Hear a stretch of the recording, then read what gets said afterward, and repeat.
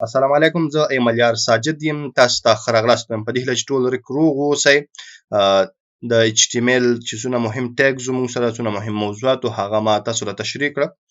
راځو او خپل د CSS 3 چې کوم کلاس دی هغه شروع کوو. که بیا هم HTML کې مانه څه شی پاتې وي یا کوم موضوع داسې وي چې مانه پاتې وي یا تاسو پرې نه یې پوه شوئ، تاسو کولی شئ ماله کمنټ پرېږدئ. زه پر هغه باندې تاسو ته ویډیو جوړوم او تاسو به پرې پوهیږم. نو راځو نن CSS خلاصو، ګورو مونږ سره CSS کې څه دي او دا مونږ څه لپاره استعمالوو. CSS کسکیډینګ سټایل شیټ دی چې دا مونږ د ویب سایټ د ډیزاینولو لپاره استعمالوو.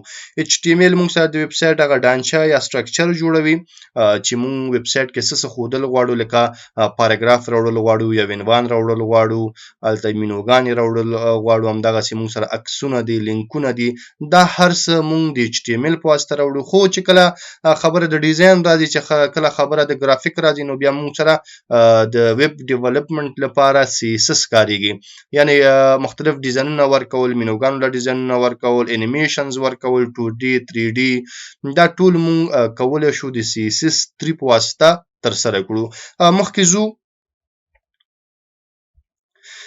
پوښتنه چې وایي لرن CSS ولې زده کړو، د دې یو څه نکات دي مونږ سره.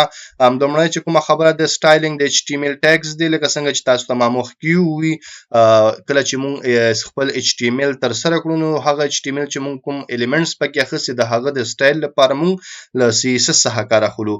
مثال ما یو انکر ټیګ اخیستی، یعنی ما یو پاراګراف اخیستی یا ما یو H1 یا H2 اخیستی، دغه ته څنګه سټایل ورکوو، دغه ته څنګه بیک ګراوند ورکوو، دغه له څنګه فنټ ورکوو، فنټ یې څنګه کموو، ډیرو، دا ټول مونږ کولی شو د CSS په واسطه ترسره کړو، چې دا مونږ سره یوه خبره شو چې سټایلینګ د HTML ټیګز.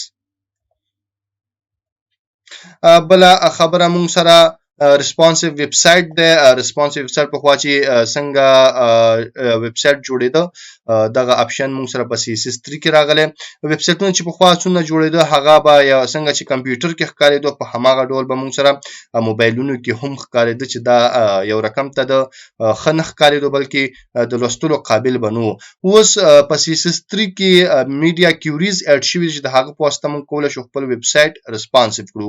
ریسپانسیو مطلب چې په موبایل کې د هغه ډیزاین یو رقم ته ښکاري، په کمپیوټر کې بل رقم ته ښکاري. مختلف سکرینز دي مونږ سره، لکه آیپاډ دی، موبایل کمپیوټر سکرین دی، هغه کې بیا مونږ سره مختلف سایزونه دي. هر سایز کې باید زمونږ ویب سایټ څه قسم ښکاره شي، هغه ټول مونږ کولی شو د CSS په واسطه ترسره کړو. نو مونږ باید CSS زده کړو.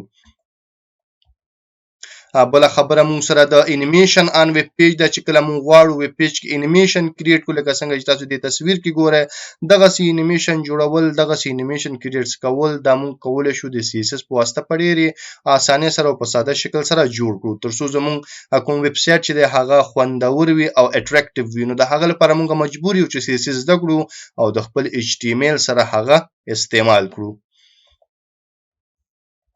بله خبره مونږ سره د 2D and 3D transform of HTML elements دي. مونږ سره چې کوم HTML elements اخیستل کیږي هغه مونږ کولی شو په 2D او یا هم 3D شکل سره ترانسفارم کړو، یا څنګه چې تاسو دغه عکس کې ګورئ دغسې یو انیمیشن کریټ کړو د دغه ترانسفارم په واسطه، چې دا ډیر جالب دی، مونږ سره په CSS 3 کې اډ شوی دی. نو را روان کلاسونو کې به مونږ دغه شیان ټول زده کوو، پر دغه باندې به مونږ کار کوو چې مونږ څنګه کولی شو دغه ډیزاینونه وکړو، دغه انیمیشنز جوړ کړو، پر هغه باندې کار وکړو.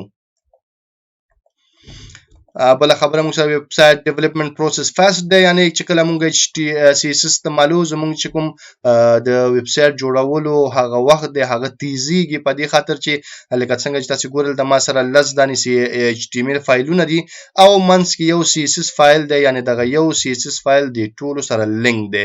په دې معنی که چېرته ما سره د 10 فایلونو کې یو ټیګ اخیستل شوي، هغه له ما یو سټایل ورکړل، نو هغه سټایل به دلته CSS کې موجود وي او د 10 واړو ته به همدغه CSS نه ورځي.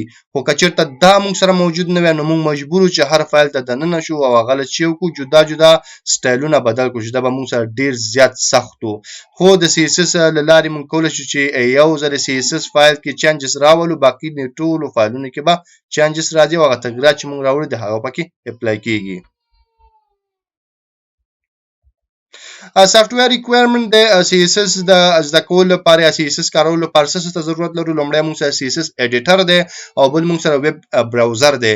CSS ایډیټر چې دی هغه مخکې ګورو، ویب براوزر موږ سره تاسو خپويږي ګوګل کروم د موږ سره اوپیرا ده، فایرفاکس ده، سفاری ده، مختلف براوزرز دي چې موږ کولای شو د هغه په واسطه CSS وګورو. یعنی چې کله موږ CSS کوډ لیکو نو د هغه د کتلو لپاره دغه براوزر ته ضرورت دی. او CSS ایډیټر موږ سره څه دی؟ CSS ایډیټر لومړنی موږ سره نوټ پیډ ده چې دا تاسو سره په کمپیوټرونو کې الریډي موجود دی، وینډوز سره موجود دی، تاسو کولای شئ هغه کې هم CSS ولیکئ. هم دا ډول موږ سره نوټ پیډ پلس پلس ده چې د کې هم تاسو کولای شئ CSS او HTML کوډ ولیکئ. له هغه نه علاوه موږ سره VS کوډ یعنی ویژوال کوډ ده، موږ سره ویژوال سټوډیو ده چې د کې هم تاسو کولای شئ CSS کوډ ولیکئ، HTML هم ولیکئ. بل موږ سره سبلایم ده او اټم ده چې موږ په دغه خپل کلاسونو کې له اټم څخه کار اخلو. دغه ټول لینکونه به ما په خپل ویډیو کوم ډسکرپشن د هلته پریخي، تاسو کولای شئ له هغه ځای څخه چې هر یو ساتي خوخي او په کار ډاونلوډ کړئ او ترې کار واخلئ. پوښتنه ده چې پری ریکویزټس فار لرنینګ CSS څه شي دي؟ یعنی مخکې لدینه چې مونږه CSS زده کړو څه باید په یاد ولرو، یعنی په څه باید مونږ پوه اوسو. لومړنی بیسیک یوز اف کمپیوټر ده، د کمپیوټر ابتدایي زده کړه باید ولري. مثال کمپیوټر څنګه لګیږي، څنګه بنديږي، څنګه پکې کار کولای شو. نارمل هغه عموما چې روزانه کوم کارونه مونږ پکې کولای شو هغه باید تاسو زده وي. دویمه خبره موږ فامیلیر وذ انټرنیټ، باید تاسو انټرنیټ سره بلد اوسئ چې انټرنیټ څه شی دی. موږ سره ویب سایټ څه ته ویل کېږي، ویب پیج څه ته ویل کېږي، یا که په دې نه پوهیږئ مطلب تاسو باید دونه ایډیاز ولرئ چې ویب سایټ یعنی څه شی. او په دغه چې تاسو پوه شئ تاسو کولای شئ CSS HTML زده کړئ او مخکې لاړ شئ. او اخر کې چې موږ سره دا ډیر زیات مهم دی که تاسو CSS زده کول غواړئ نو نالج اف HTML یعنی HTML باندې باید خامخا پوه اوسئ. که چېرته په HTML تاسو پوه نه اوسئ نو تاسو نشئ کولای چې CSS څخه کار واخلئ، ځکه CSS استعمالیږي چې HTML چې HTML د نوي زده نو ته CSS نشي زده کولای. نو که بیا هم تاسو نوي یا هم HTML کې ستونزه لرئ نو تاسو کولای شئ چې مخکې زما چې کوم کلاسونه د HTML هغه تعقیب کړئ، ورسره د CSS کلاس هم تعقیب کړئ. نو دا موږ سره د CSS اړوند هغه معلومات په بل کلاس کې به موږ تاسو په دې باندې کار کوو چې CSS څنګه اپلای کیږي یا څنګه عملاً پرې کار کیږي. تر بیا چې زه راځم تاسو په خدای سپارم، ما په دعاګانو کې یاد ساتئ. د خدای په امان.